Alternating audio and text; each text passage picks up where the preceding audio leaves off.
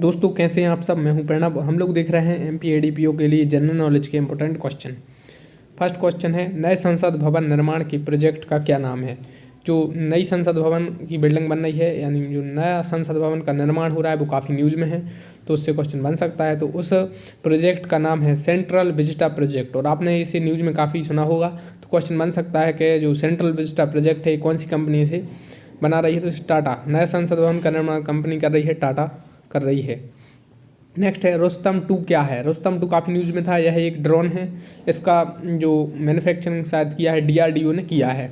तो रुस्तम 2 क्या है, ड्रोन है। इसके अलावा क्वेश्चन बन सकता है राफेल क्या है, या S-400 क्या है, या पिनाका क्या है। तो इन सब के लिए आपको प्रिपेयर रहना है। नेक्स्ट है, मध्य प्रदेश में सबसे ज़्यादा कौन सी मिट्टी पाई जाती है। काफ़ी इजी क्वेश्चन है। एमपी में सबसे ज़्यादा मिट्टी पाई जाती है काली मिट्टी। काली मिट्टी जो इसे कपास यानी कॉटन सॉयल भी कहते हैं, और इसे रेगोर मिट्टी भी कहते हैं। कॉटन के लिए यह काफ़ी हेल्पफुल होती है, यानी कपास के लिए। तो इसे काली मिट्टी। तो मध्य प्रदेश में कौन सी मिट्टी सबसे ज़्यादा पाई जाती है, काली मिट्टी पाई जाती है। इसके अलावा देखते हैं नेक्स्ट क्वेश्चन। नेक्स्ट क्वेश्चन है, एमपी में कितने लोकसभा सीट्स हैं, राज्यसभा सीट्स हैं और विधानसभा सीट्स हैं। लोकसभा के जो सांसद होते हैं वो राज्यसभा के सांसद होते हैं, विधानसभा में विधायक चुने जाते हैं। तो लोकसभा सीट्स हैं एमपी में 29 हैं।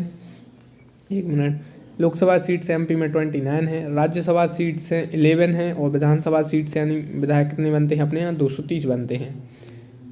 नेक्स्ट है, एमपी में कितने यूनेस्को वर्ल्ड हेरिटेज साइट हैं। मतलब मध्य प्रदेश में कितने विश्व विरासत स्थल हैं। 3 हैं जिन्हें यूनेस्को ने मान्यता प्राप्त की है।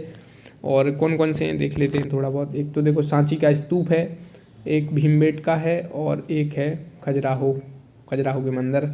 तो सांची किस ज़िले में आता है, भीमबेटका किस ज़िले में आता है, खजुराहो किस ज़िले में आता है। तीनों मैं आपको बता चुका हूँ। इनसे क्वेश्चन बनते हैं। अब आप सोच रहे होंगे अयोध्या को फिर किस में, सॉरी ओरछा को किस में चुना गया। तो ओरछा ग्वालियर इन्हें चुना गया है यूनेस्को का। इन्हें ये सिटी है हेरिटेज, और इन्हें एक अर्बन लैंडस्केप प्रोजेक्ट है, एक मैंने आपको एक वीडियो में बताया था, उसमें चुने गए हैं। ये कौन कौन, ओरछा और ग्वालियर। ये मतलब ये पूरी सिटी को चुना गया है इन्हें। इसके और टेंटेटिव लिस्ट में भी हैं वो। तो एमपी में यूनेस्को भी वर्ल्ड हेरिटेज साइट 3 है। ये क्वेश्चन बनता है। नेक्स्ट है, पचमढ़ी, सांची, खजुराहो, मांडू किस जिले में आते हैं। पचमढ़ी, सांची, खजुराहो, मांडू ये पर्यटक स्थल हैं। इनसे क्वेश्चन बनता है। पचमढ़ी होशंगाबाद जिले में आता है, सांची रायसेन जिले में आता है, और खजुराहो छतरपुर जिले में आता है, मांडू आता है धार जिले में। छतरपुर जिले से काफ़ी क्वेश्चन बनते हैं। खजुराहो भी छतरपुर जिले में आता है। इसके अलावा बक्सवाहा आपने सुना होगा, और भीमकुंड भी आता है छतरपुर में। और इसके अलावा चरण पादुका आपने ग्राम सुना होगा। मध्य प्रदेश का जलियांवाला बाग किसे कहते हैं, चरण पादुका। तो वो किस जिले में आता है, छतरपुर में आता है। महाराजा छत्रसाल विश्वविद्यालय भी है छतरपुर में। तो रायसेन जिले में सांची आता है। इसके सांची जो आता है वो रायसेन जिले में आता है, और भीमबेटका भी रायसेन जिले में आती हैं। भीमबेटका की जो गुफाएं हैं। कहाँ पर, चित्रगुप्त मंदिर, मतंगेश्वर मंदिर, लक्ष्मण मंदिर, कंदरिया महादेव, 64 योगिनी मंदिर, चतुर्भुज मंदिर और दूलादेव मंदिर हैं। तो यह सब है खजुराहो में। खजुराहो में जो मंदिर हैं उन्हें डिवाइड किया गया है पश्चिम समूह के मंदिर और पूर्व समूह के दक्षिण समूह में। क्वेश्चन डिटेल में भी बन सकता है, तो ये आपको प्रिपेयर करना पड़ेगा कि पश्चिम समूह के मंदिर में कौन से हैं। जैसे ये ऊपर वाले हैं, जैसे कि चित्रगुप्त मंदिर है, या जो मतंगेश्वर मंदिर है, ये जो हैं ये पश्चिम समूह वाले मंदिर हैं। इसके अलावा जो दूलादेव मंदिर है ये पूर्व दक्षिण समूह का मंदिर है। मध्य प्रदेश का जनसंख्या घनत्व कितना है। तो जो जनगणना से क्वेश्चन आपके एमपीएडीपीओ एग्जाम में बनने के चांसेस हैं, क्योंकि जो सेंसस हुई थी 2011 में हुई थी, अब 2021 में होनी थी। कोविड के कारण इसकी डेट शायद बढ़ जाएगी, और अभी नहीं हो पाई है। तो इसलिए जनगणना से क्वेश्चन बनते हैं, और जनगणना अभी न्यूज़ में भी थी, इसलिए क्वेश्चन बन सकते हैं। विश्व जनसंख्या दिवस कब मनाया जाता है, मैंने आपको बताया भी था पिछली वीडियो में, आप कमेंट करेंगे। मध्य प्रदेश का जनसंख्या घनत्व है 236 व्यक्ति पर स्क्वायर किलोमीटर, यानी एक वर्ग किलोमीटर में 236 व्यक्ति रह रहे हैं। ये मध्य प्रदेश का जनसंख्या घनत्व है। एमपी के बारे में आप थोड़ा बहुत जान लीजिए। एमपी की जो पॉपुलेशन मतलब जनसंख्या के पॉइंट ऑफ व्यू से मध्य प्रदेश का देश में कौन सा स्थान है, और क्षेत्रफल के दृष्टि से ये सब आपको पढ़ना पड़ेगा। मध्य प्रदेश का लिंगानुपात कितना है, यानी सेक्स रेशियो 931 है, यानी 1000 मेल पर 931 फीमेल है। इसके अलावा चाइल्ड सेक्स रेशियो है 918, यानी पर 1000 जो चाइल्ड हैं उसमें मतलब 1000 जो चाइल्ड हैं उनमें 918 जो फीमेल चाइल्ड हैं। मध्य प्रदेश का साक्षरता प्रतिशत कितना है, तो ये कहीं कहीं अलग दिया रहता है, लेकिन आप मोटा मोटा अंदाजा लगा लीजिए 70% है। मध्य प्रदेश में जो लिटरेसी रेट है 70% है। बाज बहादुर और रानी रूपमती से कौन सा क्षेत्र संबंधित है, और वहाँ पर जहाज महल है, हिंडोला महल है, होशंग शाह का मकबरा है और असरपी महल है। तो बाज बहादुर रानी रूपमती से संबंधित है मांडू, वहाँ पर जहाज महल भी है, हिंडोला महल भी है, होशंग शाह का मकबरा भी है और असरपी महल भी है। मांडू धार जिले में आता है। शेख रमजान का संबंध कहाँ से है, शेख रमजान का संबंध है सागर जिले से। सागर में मध्य प्रदेश का सबसे पुराना जो कॉलेज या विश्वविद्यालय कह सकते हैं आप, विश्वविद्यालय, और अब जो केंद्रीय विश्वविद्यालय भी है सागर में है, डॉक्टर हरि सिंह गौर विश्वविद्यालय। इसका पहले नाम था सागर विश्वविद्यालय, फिर इसका 1982-83 के आसपास इसका नाम बदलकर डॉक्टर हरि सिंह गौर के नाम पर डॉक्टर हरि सिंह गौर विश्वविद्यालय कर दिया गया है। मध्य प्रदेश के जलियांवाला बाग के नाम से राज्य का कौन सा क्षेत्र प्रसिद्ध है, तो चरण पादुका ग्राम है जो मध्य प्रदेश के जलियांवाला बाग के नाम से जाना जाता है, और चरण पादुका आता है छतरपुर जिले में। भूवैज्ञानिक दृष्टि से मध्य प्रदेश भाग है, तो मध्य प्रदेश भाग है गोंडवाना लैंड का। देखिए पहले जितने भी ये सब महाद्वीप थे, 7 महाद्वीप हैं जो अभी ये सब जुड़े हुए थे, उन्हें कहा जाता था पेंजिया। फिर पेंजिया डिवाइड हुआ 2 भागों में, तो एक हुआ उत्तर का लोरेशिया और दूसरा हुआ गोंडवाना लैंड दक्षिण वाला, तो उसमें ही था मध्य प्रदेश। फिर ये टकराए, अलग हुए और फिर अलग अलग महाद्वीप बने, एशिया वगैरह। तो इतना आपको डिटेल में नहीं जाना है, अंडरस्टैंडिंग करने के लिए आपको बता दिया है। तो भूवैज्ञानिक दृष्टि से मध्य प्रदेश भाग है गोंडवाना लैंड का। भोपाल गैस त्रासदी कब हुई, तो यह हुई 3 दिसंबर 1984 को। और कौन सी गैस से रिसाव हुआ था, यह क्वेश्चन बन सकता है, तो MIC यानी मिथाइल आइसोसाइनेट थी, और कंपनी का नाम था यूनियन कार्बाइड नामक कंपनी थी। 3 दिसंबर 1984, भोपाल गैस त्रासदी और मिथाइल आइसोसाइनेट, ये सब बातें याद रखिए। भोपाल जिला कब बना, तो भोपाल जिला बना 1972 में। भोपाल इससे पहले सीहोर जिले से अलग कर बनाया गया था, यानी सीहोर जिले में था यह भोपाल। 1972 में खुद जिला बन गया भोपाल। भोपाल मध्य प्रदेश की राजधानी भी है।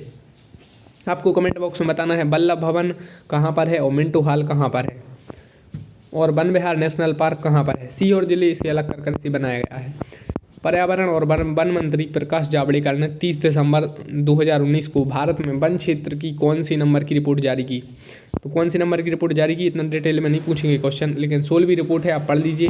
रिपोर्ट खास बात यह थी कि मध्य प्रदेश में सबसे ज़्यादा वन है देश में, तो आपको पता है मध्य प्रदेश में क्या क्या टॉप पर है, थोड़ा बहुत आप अंदाज़ा लगाइए। मध्य प्रदेश सबसे ज़्यादा नदी निकलती हैं, इसलिए नदियों का मायका कहते हैं। सबसे ज़्यादा टाइगर है, इसलिए टाइगर स्टेट कहते हैं। सबसे ज़्यादा तेंदुए भी मध्य प्रदेश में है। सबसे ज़्यादा वन भी मध्य प्रदेश में है। सगोना के यानी सागौन की सबसे ज़्यादा वृक्ष भी मध्य प्रदेश में है। तो इस टाइप से क्वेश्चन बन जाते हैं। और अभी शायद मध्य प्रदेश में सबसे ज़्यादा वैक्सीनेशन हो रहा है, शायद टॉप पर है मध्य प्रदेश सबसे ज़्यादा वैक्सीन के मामले में, तो वो अभी देख लीजिए, करंट की न्यूज़ है, इससे क्वेश्चन बन सकता है। बलवंत राय मेहता समिति किससे संबंधित थी, बलवंत राय मेहता समिति थी पंचायती राज से संबंधित। BRICS, G7, Quad, SCRI, G20, SCO, SAARC, UNSC, P5 में कितने देश हैं, तो देखिए ब्रिक्स में ब्राज़ील, रूस, इंडिया, चाइना, साउथ अफ्रीका, तो 5 देश हैं यहीं पर जाहिर हो रहा है। बी से ब्राज़ील, रूस, इंडिया, चाइना, साउथ अफ्रीका, तो इसमें 5 हैं। G7 में नंबर ऐसे हो रहा है, G का मतलब होता है ग्रुप ऑफ 7, मतलब इसमें 7 देश हैं। पहले G8 था, तो इसमें 7 देश हैं। क्वाड में 4 देश हैं, न्यूज़ में है। भारत है, इसमें भारत है, जापान है, इंडिया है और ऑस्ट्रेलिया है। देखो भारत है, जापान है, ऑस्ट्रेलिया है और अमेरिका है। मैंने भारत और इंडिया बोल दिया। भारत है, जापान है, ऑस्ट्रेलिया और अमेरिका। क्वाड में भी 4 देश हैं, तो मतलब G7 में 7 ही हैं, क्वाड में 4 हैं, ब्रिक्स में 5 हैं। SCRI ये न्यूज़ में है, इससे क्वेश्चन बन सकता है। SCRI में 3 हैं। SCRI का फुल फॉर्म भी पूछा जा सकता है, सप्लाई चेन रेसिलेंस इनिशिएटिव है, और इसमें 3 देश हैं, भारत है, जापान है, ऑस्ट्रेलिया है। मतलब क्वाड के ही देश हैं, बस अमेरिका नहीं है। G20 में 20 देश हैं, लेकिन इसमें मेनली देश हैं 19। ये क्वेश्चन तो IAS एग्जाम में UPSC में भी एक बार बन गया था पिछली बार। इनमें से कौन कौन सा मेंबर नहीं है, ऐसा पूछा था उन्होंने। इतना डिटेल में आपसे नहीं पूछेंगे, आपसे पूछेंगे G20 में कितने मेंबर हैं। 19 देश हैं, प्लस एक है यूरोपियन यूनियन, EU। यूरोप के जो देश हैं उनका मिलकर एक समूह है, तो 19 देश हैं और एक यूरोपियन यूनियन है। SCO में 8 देश थे, अब न्यूज़ में है एक और ईरान जोड़ा जा रहा है। कुछ लोग बोल रहे हैं अभी जोड़ा नहीं गया है, लेकिन ये जोड़ा गया है, 8 और 1 9 देश हो गया अब। SCO में भारत भी है। सार्क में 8 देश हैं, न्यूज़ में भी था। और इसका हेडक्वार्टर काठमांडू में है। इसके अलावा यूएनएससी का फुल फॉर्म होता है United nation security council. Security council के P5 मेंबर पूछ रहे हैं, P5 यानी परमानेंट 5, तो 5 से जाहिर हो रहा 5 ही है। यूएनएससी सिक्योरिटी काउंसिल में परमानेंट मेंबर 5 हैं और नॉन परमानेंट 10 मेंबर रहते हैं। नॉन परमानेंट में भी भारत 2 वर्ष के लिए चुना गया है। तो एक बार फिर से देख लेते हैं। ब्रिक्स में 5 मेंबर हैं, G7 में 7 हैं, क्वाड में 4 हैं, SCRI में 3 हैं, G20 में 19 देश हैं और एक यूरोपियन यूनियन है। SCO में 9 हैं, सार्क में 8 हैं, यूएनएससी की परमानेंट 5 में 5 हैं, नॉन परमानेंट में 10 हैं। अब इनका थोड़ा बहुत आप ये जान लीजिए, ब्रिक्स की इस बार की समिट कहाँ हुई, G7 की इस बार कहाँ हुई, क्वाड की कहाँ पर हुई, SCRI तो अभी नहीं ध्यान रखिए, G20 की इस बार की समिट कब होगी और भारत शायद इसे भारत 2023 में करेगा तो उस क्वेश्चन बन सकता है। SCO की समिट इस बार कहाँ पर हुई, सार्क की कहाँ पर हुई, ये सब इनसे क्वेश्चन बनते हैं। और यूएनएससी में भारत के मतलब किस व्यक्ति ने इसे संबोधित किया, यूनाइटेड नेशन सिक्योरिटी काउंसिल को। नीति आयोग के उपाध्यक्ष और CEO कौन है। नीति आयोग के जो अध्यक्ष होते हैं वो भारत के प्रधानमंत्री होते हैं। उपाध्यक्ष कौन है, राजीव कुमार है और CEO हैं अमिताभ कांत। योजना आयोग के स्थान पर आया था नीति आयोग। वर्ष 2021-22 का बजट कितने प्रमुख बिंदुओं पर आधारित था। तो 2021-2022 का बजट 6 प्रमुख बिंदुओं पर आधारित था। भारत का पहला पेपरलेस बजट था। बीमा क्षेत्र में FDI को 49% से बढ़ाकर कितने % कर दिया गया है। बीमा का मतलब होता है इंश्योरेंस सेक्टर न्यूज़ में है, कोविड के कारण इंश्योरेंस न्यूज़ में है। और इस FDI का मतलब होता है फॉरेन डायरेक्ट इन्वेस्टमेंट, तो इसे 49% से बढ़ाकर 74% कर दिया गया है। PM किसान सम्मान निधि योजना किस वर्ष लॉन्च हुई थी। PM किसान सम्मान निधि योजना हुई थी 2019 में लॉन्च। इसमें किसानों को 2-2 हज़ार की 3 किस्तें एक साल में दी जाती हैं, मतलब हो रहे हैं टोटल एक साल के 6,000 रुपये। इसके अलावा मध्य प्रदेश सरकार भी 4,000 रुपये देती है किसानों को, तो उस योजना का नाम भी पूछा जा सकता है एग्जाम में। वैश्विक जलवायु जोखिम, इसके अलावा किसानों की आय दोगुनी करने का लक्ष्य किस वर्ष तक का था, तो 2022 का। यह क्वेश्चन भी एग्जाम में आ सकता है। वैश्विक जलवायु जोखिम सूचकांक 2021 कौन सी संस्था जारी करती है। यह काफ़ी न्यूज़ में था क्योंकि इसमें भारत की 7th रैंक आई है। और जर्मन वॉच एक NGO है जो वैश्विक जलवायु जोखिम सूचकांक जारी करता है। तो ये इंडेक्सेस आपको थोड़ा पढ़ना पड़ेगी। पद्म भूषण कितने व्यक्तियों को दिए जाते हैं, तो पद्म पुरस्कार 3 होते हैं। पहले तो आप ये जान लीजिए, एक होता है पद्म विभूषण, एक होता है पद्म भूषण और एक होता है पद्म श्री। पद्म विभूषण 7 व्यक्तियों को दिए गए, पद्म भूषण 10 को और पद्म श्री 102 को। पद्म विभूषण 7, पद्म भूषण 10 और पद्म श्री 102 व्यक्तियों को दिए गए। पद्म विभूषण देख लेते हैं कैसे कैसे दिए गए, तो 7 व्यक्तियों को दिए गए, आप पढ़ लीजिए। बाकी इसमें इंपॉर्टेंट है कि शिंजो आबे को दिया गया, ये जापान के पूर्व प्रधानमंत्री हैं। क्वेश्चन बन जाएगा कि किस देश के पूर्व प्रधानमंत्री को भारत ने पद्म विभूषण पुरस्कार से सम्मानित किया, तो जापान के पूर्व प्रधानमंत्री शिंजो आबे को। जापान के अभी नए प्रधानमंत्री भी बने हैं, कौन बने हैं, फूमियो किशिदा। या क्वेश्चन ऐसे बन जाते हैं जी, 7 जने पद्म विभूषण में लाइनी से पूछ लेंगे, SP बालासुब्रमण्यम का संबंध किससे है, या नरेंद्र सिंह कपान का संबंध किससे है, या सुदर्शन साहू का संबंध किससे है, तो ये आप 7 पढ़ लीजिए। टोक्यो ओलंपिक 2021 में भारत ने कितने मेडल जीते। टोक्यो ओलंपिक 2021 में भारत ने टोटल 7 मेडल जीते, 1 गोल्ड जीता, 2 सिल्वर जीते, 4 ब्रॉन्ज जीते। टोक्यो ओलंपिक को आपको डिटेल में पढ़ना पड़ेगा। इसका जो शुभंकर था यानी मस्कट था, मिराई तोबा था। पैरा ओलंपिक में भारत ने काफ़ी अच्छा प्रदर्शन किया और 19 मेडल जीते, तो इसमें 5 गोल्ड थे, 8 सिल्वर थे और 6 ब्रॉन्ज थे। और पैरा ओलंपिक का जो शुभंकर यानी मस्कट था, सोमाइटी था। इसके अलावा CA का full form citizenship amendment act है। NRC का नेशनल रजिस्ट्रार ऑफ सिटीजन है, नेशनल रजिस्ट्रार ऑफ सिटीजन है। एडा का है insurance regulatory development authority. VVPAT news में था, voter verifiable paper audit trial है। इसके अलावा स्टैचू ऑफ यूनिटी का निर्माण किस कंपनी ने किया था, तो ये किया था L&T ने। इसका शायद फुल फॉर्म है लार्सन एंड टर्बो, बाकी आप क्लियर कर लीजिए। नेक्स्ट है, भारत को TB मुक्त बनाने का लक्ष्य कब तक रखा गया है, तो 2025 तक भारत को TB मुक्त बनाने का लक्ष्य रखा गया है। सुभाष चंद्र बोस आपदा प्रबंधन पुरस्कार 2021 किसे दिया गया, यह दिया गया राजेंद्र कुमार भंडारी को। सुभाष चंद्र बोस से क्वेश्चन बन सकता है, न्यूज़ में थे। 23 जनवरी को इनके जन्म दिवस पर पराक्रम दिवस मनाने की शुरुआत की भारत सरकार ने इसी वर्ष, और इनकी 125वीं जयंती थी, इसलिए भी क्वेश्चन बन सकते हैं। और क्वेश्चन ऐसे बन सकते हैं कि सुभाष चंद्र बोस ने कांग्रेस के किस अधिवेशन की अध्यक्षता की, तो इस टाइप से क्वेश्चन बन सकते हैं। या इनकी जीवनी कौन सी है या पुस्तक कौन सी है, जो भी है आत्मकथा, तो उससे क्वेश्चन बनते हैं। मध्य प्रदेश की होशंगाबाद का नाम बदल कर क्या किया जाएगा, नर्मदापुरम किया जाएगा। किस देश ने अंतरिक्ष में पहला सैन्य अभ्यास शुरू किया, तो यह फ्रांस ने किया। फ्रांस के राष्ट्रपति अभी न्यूज़ में थे, इमानुएल मैक्रोन। फ्रांस से भारत ने राफेल विमान खरीदे हैं। फ्रांस सिक्योरिटी काउंसिल का परमानेंट मेंबर भी है और इससे क्वेश्चन फ्रांस में से बन सकते हैं।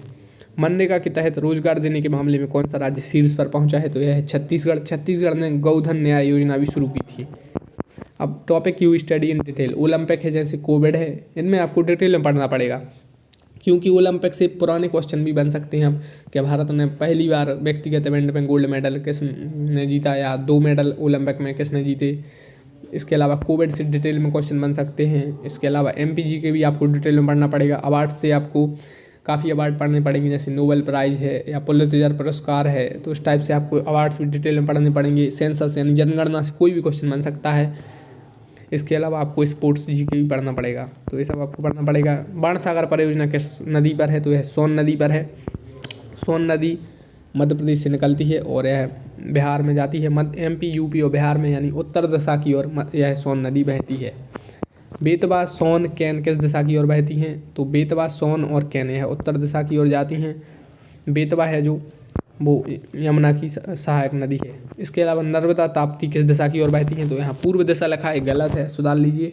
नर्मदा और ताप्ती बहती हैं पश्चिम दिशा की ओर, तो ये डायरेक्शन पश्चिम है, ये ऊपर जाती तो उत्तर है, नीचे दक्षिण है, ये पूरब है, तो ये गलत लिखा है यहाँ पर। नर्मदा और ताप्ती की विशेषता यह है कि ये डेल्टा नहीं बनाती, यानी एस्चुरी का निर्माण करती हैं। बाकी आप नदी देखें जैसे गंगा है, ब्रह्मपुत्र है, तो ये डेल्टा बनाती हैं नदी। बाकी नर्मदा और ताप्ती एस्चुरी बनाती हैं और यह पश्चिम दिशा की ओर बहती हैं।